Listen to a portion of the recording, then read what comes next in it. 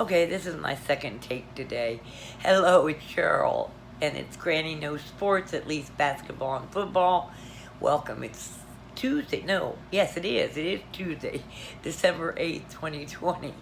And there's lots going on this morning that we need to talk about, primarily being that the OSU Michigan game got canceled. Um, I don't know what this means. OSU's only got 5 games in, and at the beginning when they started this, they said they needed 6. Um, when the Big Ten made that decision, I thought they were waiting too long to start the season. October 24th, and they got to get all 6 games in. That was going to be tough based on what we knew even then. So I don't know why they delayed starting the season. And the Pac-12, I don't know if they're having the same problem, but it's affecting it. So I don't know what the NCAA is going to do. I don't know if they're just going to go ahead and put Ohio State in the top 4 anyway, or if they're going to try to schedule another game for them on Saturday so they can at least get a 6th game in. I don't know. So we're going to have to wait and see what happens as the week goes on. Next, Ohio, Cleveland.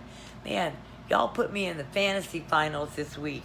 If I can get a touchdown out of CD Lamb tonight, I'll win the week. It's been a while. So, way to go, Baker Mayfield. And Cleveland, keep it up. You guys looked really good on Sunday, and I think you can take it to the end of the season. I expect to see you in the playoffs. Better than the Cleveland win. Oh, don't y'all know it? Pittsburgh lost. And they lost to Washington. I love it. I love it. Because I've thought they've been overrated all year. And I say that because I hate them. No, I actually can hate teams and look at them objectively. I think they've been overrated all year. And so I think that Washington played a really good game last night or yesterday. But I think Buffalo's going to beat him next week too. So they'll have at least 2 losses. And I haven't looked at their schedule past then. Maybe they won't win anymore. Who knows? But, I love you, Washington. Thanks for taking those Steelers down. Not last, but the thing that I really wanted to talk about today goes back to the overrating somebody. Quarterbacks. I get in these discussions with my son periodically about the quality of a quarterback. He says I'm too hard on them. And perhaps I am. But I think that these analysts overrate these quarterbacks, and then they get him in no-win situations. Sam Darnold, it doesn't matter where he goes at this point. He's not going to do anything. They overrated him. Jameis Winston, they overrated him. Let's talk about some really big flops from the past. I can't even think of any right now. There's so many coming in my head at once. But the analysts overrate him. They then put them in the systems that either have no offensive line or no system that fits the talents of the quarterback they just drafted. And then the analysts say, oh yeah, but he was great in college. We know. We're all grown-ups. We've watched football a long time. College skills do not always move to the pros. It's a different game. It's a faster game. So being great in college does not guarantee you will be great in the pros if you don't have the right system, a good offensive line, and a good coach.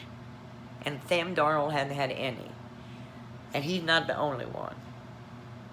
I will bring your attention to Dak Prescott, who's good and not good based on the talent around him. And Zeke is having an awful year. Again, it's just not working in this system. And with this offensive line, it's got to be there. So, anyway, that's my bitch about that. But I wanted to make my point this way. I've had quarterbacks in the past that I've thought have been overrated. Brett Favre. I know he played a long time. I know he went to Super Bowls. I just didn't think he was that great a quarterback. I thought the team was the answer. Eli Manning. Never thought Eli Manning was an elite quarterback. I didn't know how the question even came up when it did. He's a good game manager, and he has managed to win 2 Super Bowls, but that doesn't make you automatically elite. And let me tell you how that works. How many quarterbacks do you know that were great quarterbacks, Hall of Fame quarterbacks that never went or won a Super Bowl. Never won. Jim Kelly went to 4. Never won. He's in the Hall of Fame. Dan Marino, I think, went to 1. Never won. He's in the Hall of Fame. Fran Tarkentin never even went to 1. He's in the Hall of Fame. Warren Moon, he never went to 1. He's in the Hall of Fame.